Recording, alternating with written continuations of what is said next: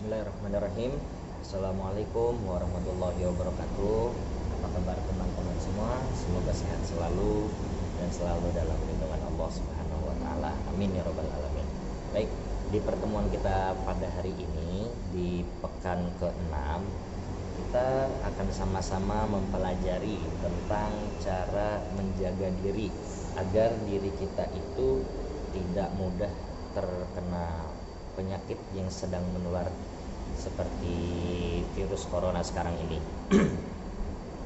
Nah, dalam keterangan ini, cara ini itu sudah sangat dianjurkan untuk diikuti oleh Rasulullah Shallallahu Alaihi Wasallam. Nah, apa saja sih yang perlu kita ikuti tentang apa yang Rasulullah ajarkan? Nah, di sini caranya itu ada 5, ya.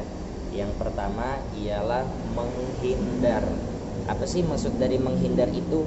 Nah, maksud dari menghindar itu adalah tidak ikut campur dalam kerumunan atau perkumpulan. Nah, bagaimana? Apa dalilnya? Nah, dalilnya adalah sabda Nabi yang artinya larilah kalian dari orang yang punya penyakit menular sebagaimana kamu lari dari singa. Nah, artinya apa? Penyakit menular ini sejarahnya dulu juga pernah terjadi di zaman Rasulullah Shallallahu Alaihi Wasallam pada saat peperangan. Nah, di zaman itu penyakit menularnya itu sangat berbahaya. Disebutnya itu dengan, kalau tidak salah, lepra. Nah, ini adalah salah satu penyakit kulit. Nah, yang sangat dihindari, yang harus dihindari. Maka anjuran dari Rasul itu adalah jangan mengikuti ataupun berkumpul ketika ada salah satu dari orang yang ada di perkumpulan tersebut itu memiliki penyakit yang bisa menularkan. Itu patut untuk dihindari. Yang kedua adalah tenggang rasa.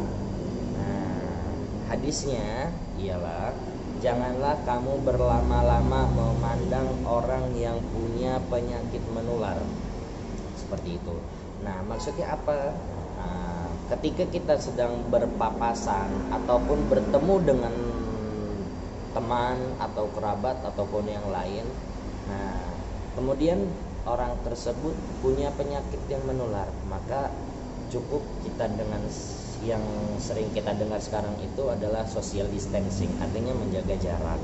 Nah, jadi tidak perlu memandang dia terlalu lama. Takutnya itu adalah ketika kita memandangnya dengan lama, nah secara tidak langsung ada virus yang terhembus oleh angin dan menempel di kulit kita ataupun terhirup dengan pernapasan kita.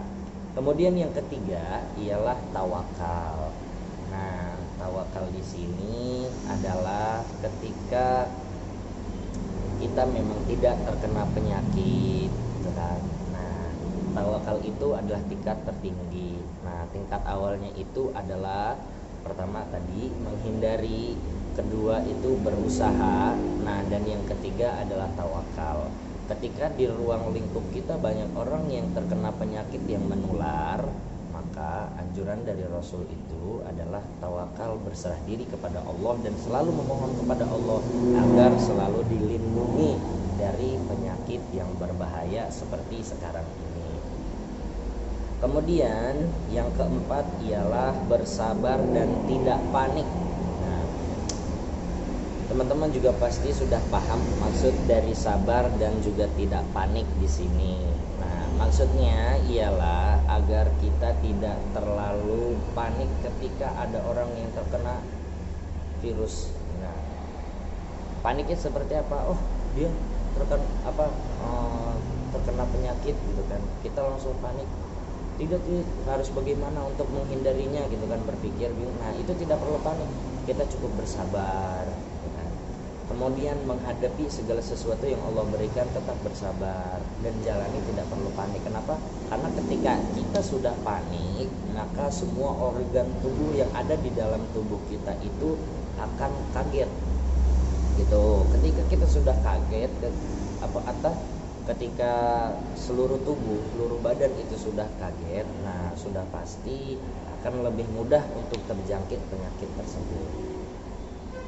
Nah, kemudian yang terakhir ialah optimistis, artinya selalu berprasangka baik. Kenapa? Karena Rasulullah pernah mengajarkan kepada kita di sebuah hadis qudsi yang disampaikan oleh Allah langsung. Allah berfirman, "Ana inda zonni 'abdi," yang artinya aku selalu bersama hambaku yang berhusnuzon, artinya selalu berprasangka baik. Kalau seandainya hamba tersebut selalu berprasangka baik dengan Allah, pasti Allah akan membantu. Seperti itu. Nah, nanti semuanya itu semua adalah yang diajarkan oleh Rasulullah SAW yang patut untuk kita ikuti. Nah, tadi yang pertama ialah menghindar dari kerumunan ataupun dari salah satu orang yang terjangkit virus. Kemudian yang kedua adalah tenggang rasa, artinya tidak perlu lama-lama untuk bertemu ataupun berbicara, ngobrol, tatap wajah. Nah, kemudian yang ketiga adalah tawakal, berserah diri kepada Allah. Dan yang keempat bersabar, kemudian tidak panik, dan yang terakhir ialah optimistis. Selalu berprasangka baik kepada Allah. Semoga Allah selalu menjaga kita dari segala macam bahaya. Amin ya rabbal alamin. Baik, untuk tugasnya ialah untuk tugas teman-teman di pekan yang ke-6 ini yaitu mencari dalil. Ya, mencari dalil masih sama seperti tugas yang sebelum-sebelumnya. Mencari dalil tentang apa? Yaitu mencari dalil tentang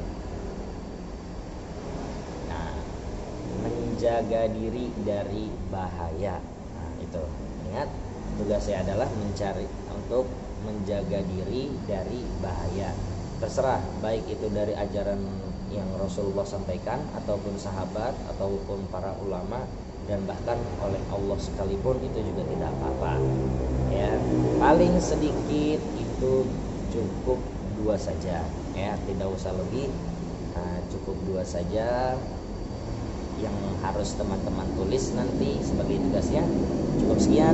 Billahi taufiq wal hidayah. Wassalamualaikum warahmatullahi wabarakatuh.